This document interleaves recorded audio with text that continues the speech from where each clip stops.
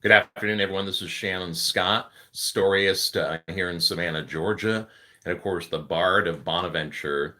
And because the weather's a little blustery outside today, I thought it'd be kind of fun to maybe do a story from inside of the storyteller's abode and show you guys one of my prizes of my Victorian kind of morbid museum that is really just my house. But at first glance, this Victorian picnic basket, or it looks like a Victorian picnic basket, or let's just say an antique picnic basket, is rather innocuous. And if you just saw it in somebody's house, you really wouldn't think that at one time it held the body of a dead child, which actually it did. And Victorians were all about basically preserving the blood and preserving the body, and really in a way the wake that you held in the house. So this would have been in somebody's, dining room or parlor in the Victorian period. It was almost like evidence that the person had survived. I mean, as much as that sounds kind of strange and morbid to us, the idea of the body still being in a way was also kind of a statement of the spirit surviving death, even though, yeah, it's a dead body. So really kind of interesting, but they were all about that ritualism and the high ritualism of really just the ritual of the remembrance, and of course the idea that the person, or the infant in this case, had transitioned to paradise or was now in the bosom of God, kind of thing. So we would have seen this at in a Savannah home, literally at one point here in Savannah, presenting the body of a dead child.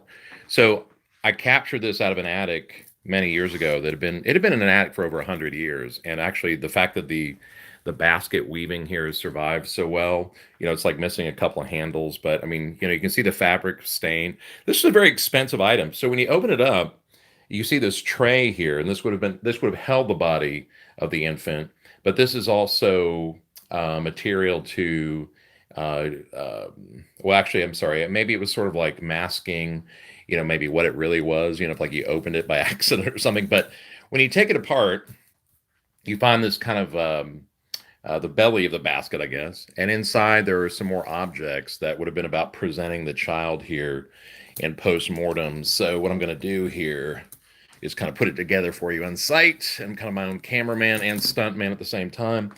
So that's that. But let's go ahead and just take some of the elements here apart to kind of really show you what this is. And it's really delicate. The more this gets exposed to air, probably the worse it gets, right? But anyway, here it is.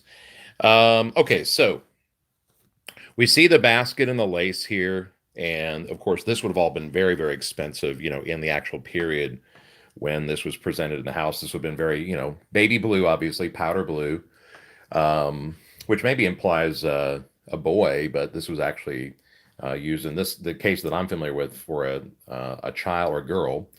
So there's the basket. Just kind of see the lace on this thing, and it just it was really, really beautifully made and costly for the family, no doubt. Okay, so let me pull this out, because this is actually, I believe, the blanket that would have been on the child. And please forgive any bumbling here that I'm doing. So this would have been probably maybe the body would have been wrapped in this, or it would just have been laid on this. It's hard to tell. We see a little pillow here, which is really interesting. A beaded pillow, July 19th, 1908. So just outside of the official Victorian age, which ended, I think, in 1901. But we see Virginia's name beaded here. Also, then notice the period. Now, that is a little flourish that's interesting, because what it's really saying is that the earthly life for Virginia has ended, period, but is now written in the heavenly book, punctuation. And by the way, this pillow is full of sawdust, so every time I pick it up, it like powders sawdust everywhere. Some other interesting elements here. We have the little ribbon that would have gone around baby Virginia's head. How about that? Amazing. And we see some other things that might have acted like, again, layering of a blanket here. This is really pretty. Not sure what that was exactly, but maybe something for her head as well. Hard to say. But again, it has all these little pieces which are lovely and delicate. One of the more interesting things that I think is in the basket is this purple sash. This basically has the initials of maybe, I don't know. I don't know. It's obviously a D, and there may be another initial in there that's braided together, but it's hard to say. I don't know what that actually stands for in this particular case, but here's the reason we see this. Like, if you would have walked in and this was all mint condition in 1908, you see baby Virginia passed on. But the minute you walked in as a family member, if you were a religious person and you saw that sash going across um, the baby, it was like you wiped your brow with some relief, because really what it indicated was that the child had been baptized before it died. So that's really the implication of the purple there, is that a minister or a deacon had baptized the child. And even if they really hadn't been, because maybe they died stillborn or really young, it's almost like you kind of wanted to fake it a little bit. And so that sash would have been proof to the relatives that the child had been baptized. So, like, whew, all right. But the real gem of this piece is that I actually have the photograph of the child, Virginia, and then presumably her papa, although he looks a little older. So, I mean, it's hard to say. Is that the grandfather or the father? But nonetheless, what's on the back is really interesting. Merry Christmas and Happy New Year to Virginia Jones, period. And then we see Mama from Emma Averill Foster, 1908. So really interesting. I mean, it's one thing to have a basket like this, and then to have the basket in such good shape overall, and then to have really what I would consider most of the parts included is pretty impressive as well. And then the actual picture of the child living, and we can assume that this was taken really probably weeks, a month maybe, before the child was deceased. So it's really tragic. But this was, a part of the ceremonialism.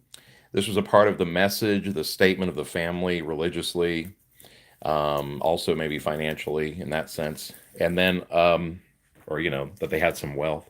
There we see some of the other handle parts that have actually detached from the basket over time.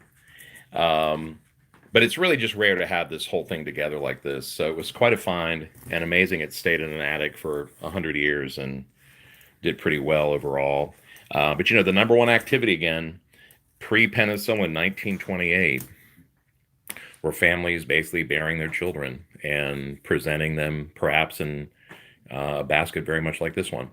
But gang, thanks for watching. Hope you feel like you learned something today. And this is Shannon Scott coming from inside of his morbid abode here in Savannah, Georgia. But remember, I'm out there daily, every day, well, pretty much every day in Bonaventure Cemetery, doing the morning tour. I do private tours. I do private after-hours tours. We do a public after-hours tour. But bear in mind, we can be found only at bonaventurecemetery.com or shannonscott.com, and the company Bonaventure Cemetery Journey. So it's been a pleasure having you watch today. And again, if you have comments, please post them. Feel free to share the video. And if you guys would like to see me do, a subject or address a topic in the videos themselves, feel free to comment. I'll be glad to take a look at that, and hopefully I can fulfill that. So really appreciate the fans out there, and I will story you again soon.